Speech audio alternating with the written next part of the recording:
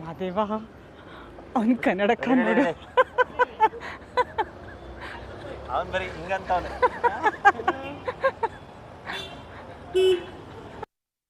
ನೀನು ಮಾಡ್ತೀಯಲ್ಲ, ನಿಂಗೆ ನೋಡ್ತಿರ್ತಾನೆ ಹಿಂಗೆ. ನಿಂಗೆ ನೋಡ್ತಿದ್ದೆ, ನಾನು ನೋಡ್ತಿದ್ದೆ, ನಾನು ಹಿಂಗೆ ಹೋಗ್ತೀನೋ ಹಿಂಗೆ ಅಂತಾರೆ ಯಾರು ಇರು ಅಂತ. ನಾನು ಹಿಂಗೆ ಮಾಡ್ತೀನಿ. ಬೇಡ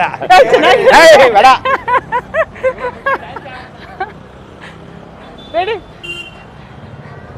ಬನ್ನಿ ಎಡಜ್ಜೆ ಕಿವಿಗೆ ಹಾಕೊಂಡಿದ್ದಾನೆ, ಕಣ್ಣಿಗೆ ಕನ್ನಡಕ ಹಾಕೊಂಡಿದ್ದಾನೆ, ಶರ್ಟ್ ಮೇಲೆ ಶರ್ಟ್ ಹಾಕೊಂಡಿದ್ದಾನೆ, ಕತ್ತಿಗೇನೋ ಹಾವಿನ ಥರ ಚೇನ್ ಹಾಕೊಂಡಿದ್ದಾನೆ. ಇದೇ ಫ್ಯಾಷನ್ ಅನಿಸುತ್ತೆ. ಒಂದು ನಿಮಿಷ ನೋಡಪ್ಪ, ಕತ್ತಿಗೇನೋ ಹಾಕ್ಕೊಂಡಿದ್ಯಲ್ಲ ಅದು ಚಿನ್ನದ.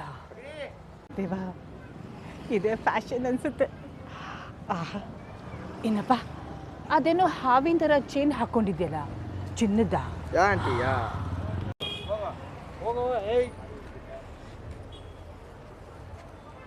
ಮಾದೇವ ಬಾರು.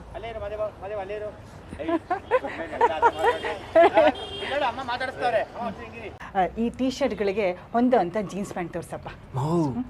ಅದು ಮಾತ್ರ ಬೇಡಮ್ಮ, ಅದ್ರಲ್ಲಿ ಕುಯ್ಕೋತದೆ. ನೀನು ಬೇಡ ಅಂದರೆ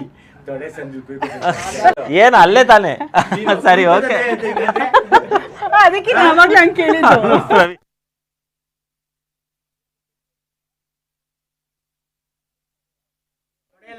ರೆಡಿ, ಓಕೆ. Jeans pant ತೋರ್ಸಪ್ಪ.